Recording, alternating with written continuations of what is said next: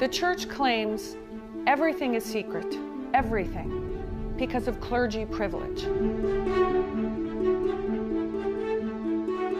Southern Baptist Convention ignored sexual abuse allegations for the better part of 2 decades. Tonight, hundreds of new allegations against Northern California priests, including some who still work here. It affected my whole life, yeah. But my childhood was ruined forever.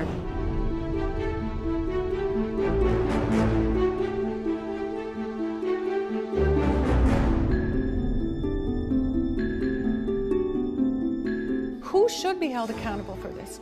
Someone has to pay the price for the enormous damage done to these children. We have evolved as a society, I hope, and we need to make those changes.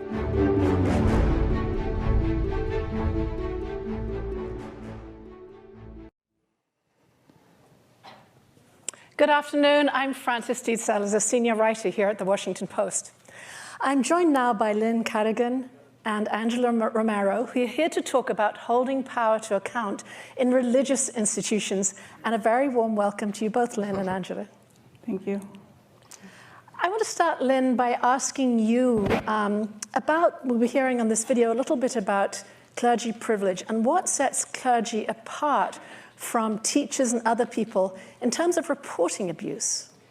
Well, the law recently has had a very strong movement to mandate reporting of child abuse because it's such a terrible problem. Teachers, doctors, anyone who has care of a child. Mm-hmm. And it's only recently that clergy were mandated reporters of child abuse.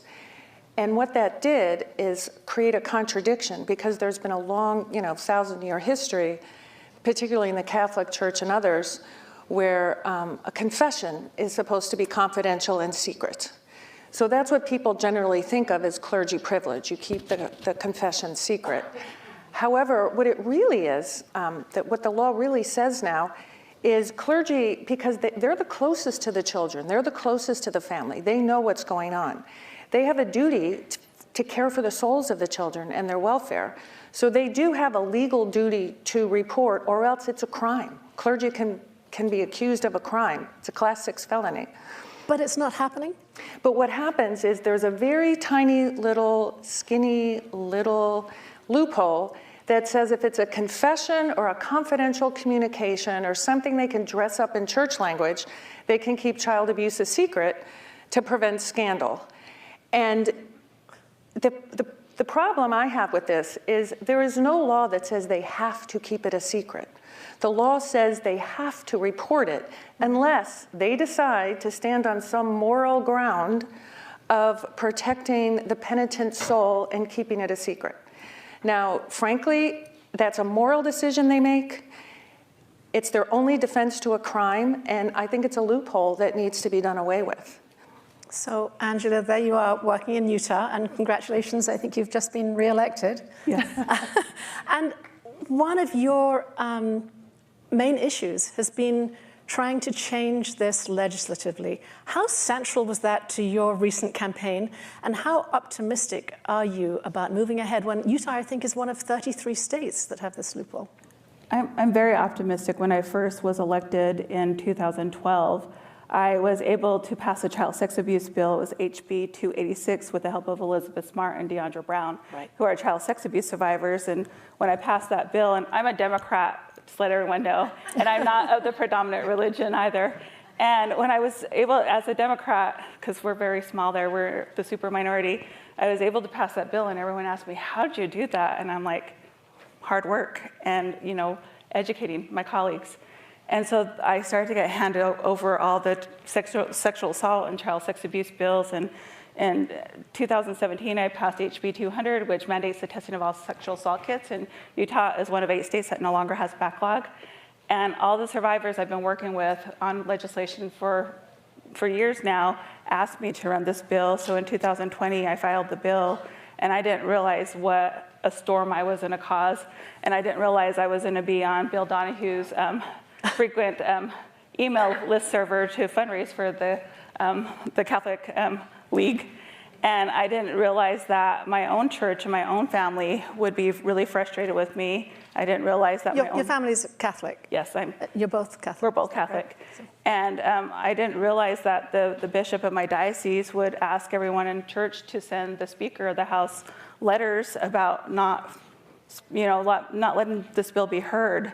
And so when we had this conversation, and the Salt Lake Tribune, which is a local newspaper, asked people, would they want people to be, clergy to report? Majority of Utahns said yes, and I think majority of the people across the country would say yes as well. And so for me, this is about power structures. This is about power structures not protecting children. And as a policymaker, I was elected to represent all people, and children are the most vulnerable. And a lot of times they don't have a voice. And so I'm not worried about Uncle Bob getting some jail time and maybe help. I'm worried about the small child who isn't believed because they go to somebody and then that person goes to their spiritual advisor, or the perpetrator goes to their spiritual advisor, and they say what they're doing, and it's not stopped because it's protected under this confidential privilege. So Lynne, I mean, this is clearly intensely personal, and you've taken on these battles as well that are very, very meaningful for you. How broad a problem do you think this is? You're fighting a battle right now, I think, in Arizona, but what are we talking about? Utah or? It's a nationwide problem, and the problem is most people think that clergy do have the right. I mean, most people think that clergy have to keep it secret. That is not true. And it's just simply not true. And I don't understand a church, either Mormon or Catholic or any church, that thinks it's in their best interest to keep this a secret. Because at this day and age, everyone knows that sex abuse is an addiction. You don't have, like in my case, well, I won't go into the facts of all the different cases I've had, but people just don't wake up one day and start molesting their children. They've had it just doesn't happen by accident. And it doesn't go away. They keep doing it. And so getting counseling doesn't help. Going to your priest doesn't help. And going to your Mormon bishop doesn't help. You can't counsel away raping your child. You just can't. And the clergy privilege, and the problem with all the recent appointees, the federal appointees, is they've really been confusing what the First Amendment is. Churches like to say they have this First Amendment right to do whatever they want, basically, but one of them is to conceal sex abuse. And it makes absolutely no sense that you have a First Amendment right to conceal sex abuse, but the child has no right to be free from rape. It just makes no sense. So Angela, in pushing this legislation, you had a lot of pushback against you, and some of it was saying you were allowing government to interfere with religious institutions. How do you respond to that? What's the argument back? I've been working on sexual assault for a long time, and so I'm not very popular with a certain segment of the population. And I guess it was a little hurtful when I had my own family asking me not to run the piece of legislation because I was attacking confession, which is a sacrament of reconciliation. And I just don't really see it that way, because I think about our child sex abuse rates in Utah and our sexual assault rates in Utah, and they're higher than the national average. And in Utah, we can't pass comprehensive sex education, so everything is kind of hush-hush. And so for me, I've always looked at this from a victim perspective, and so that individual can get help, because we have so many people walking around our country right now who are survivors of child sex abuse, and they've never received the help that they need to deal with the trauma. And so you see a lot of hurt people, and you see them get put in other situations where they're re-traumatized because we never believed them, and we didn't get them the help and the services they need. We always are helping people who are the perpetrator. We spend millions and millions and millions of dollars in Utah and across the country on rehabilitating people. And I'm not saying we don't need to rehabilitate people, but we forget about the people that are left behind, the community, and how it impacts the entire family. And many times we're worried about protecting another parent, or again, Uncle Bob, but we're not thinking about what we're doing to that child and what we're going to do for generations. And so for me, the legislation I run has always been survivor-focused and trauma-informed, because a lot of times people are like, why do we talk about these issues in government? And I'm like, because we have to. We have to set these rules and these guidelines, and we have to hold people accountable. Right. They'll continue to reoffend. So holding people accountable, which is really what you're trying to do, Lynne, and I think you have a case right now against the Mormon Church.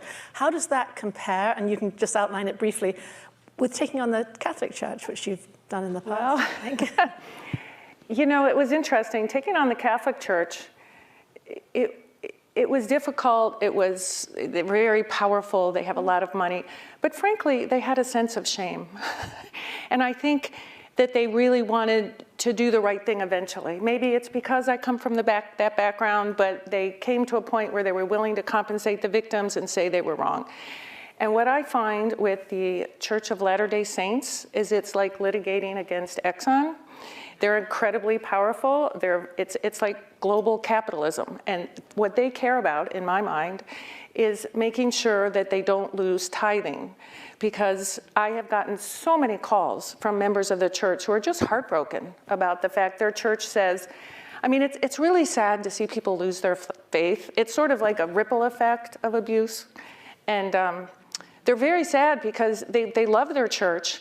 And when they hear their church saying, our first duty is to the penitent, we did the right thing by not reporting this abuse for 7 years. We have our first duty is to the perpetrator, not to the child.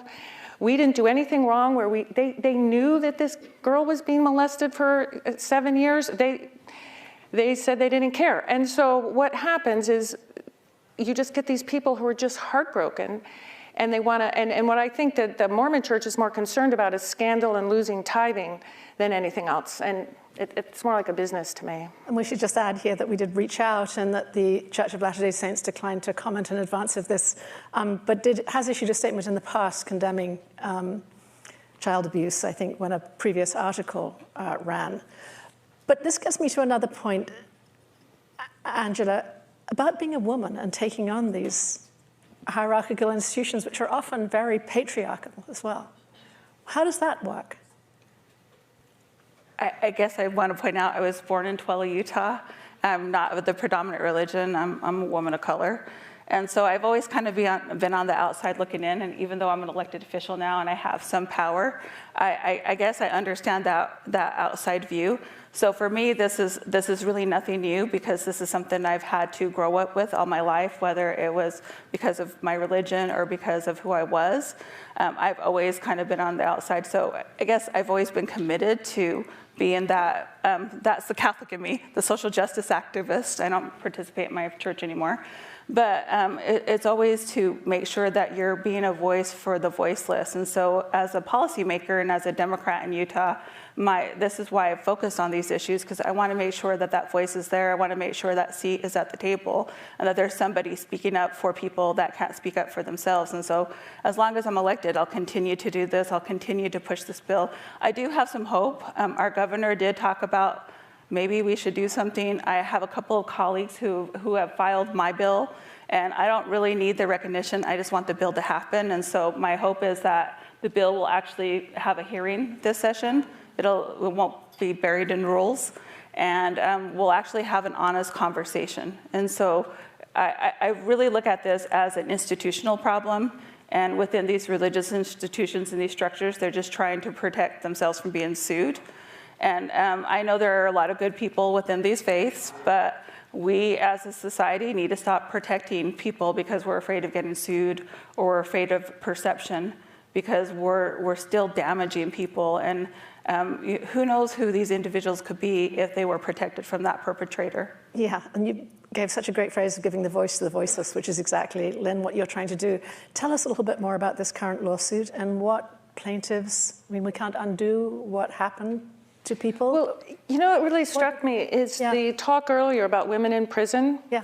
So many of my clients have ended up, I mean, the perpetrators end up in prison, and then the victims end up in prison or on the streets. And it's such an exponential growth problem that I don't know why it's not addressed either by the legislature. And frankly, I'm very grateful to the press for covering this, because the one thing that scares religious institutions is you all journalists. They're terrified. And so they're not afraid of me. They're not even afraid of paying money, but they are really afraid of you all. And I really appreciate the more you cover these issues, the more important it is. But yeah, we're laughing about the power. That's another form of power, right? But these are such serious issues, and we're talking about children and and you're saying they're ending up in prison. Tell me, just as a follow-up, what you learn about the fate of these young people. Well, they're varied. They're varied fate, but they have lifelong problems. So when they say this is a money grab or they shouldn't get money, these are people who stress out at every phase of their life. When they hit puberty, when they have children, when they get married, they have no faith or trust in any institution. I mean, you wake up in the morning, you think, oh, sun's out, it's a nice day. I mean, these kids wake up and they're like, what's going to happen to me next? Who is going to get me? Every time I love someone, there's a duality. I love them, they abuse me. It's an ongoing problem that needs an enormous amount of support. And some have been adopted. Just one more follow-up, right? That you've followed after. Yeah. And how have they done? They've done some are well. They have problems, but they're doing all right. What the oldest one is very appreciative of is the public support. I mean, she was surprised that there was public support for her case, but I really can't talk about them too much. They're little kids, right? But they're doing all right. They were very, very lucky to have families who adopted them, and it was a heartbreak for the one family who adopted the youngest because they were very strong Mormons, very strong, and they left the faith. And it was a heartbreak for them to leave their community, but they've been excellent parents to this little girl. Angela, I want to bring this around full circle a little bit, but get back to this issue.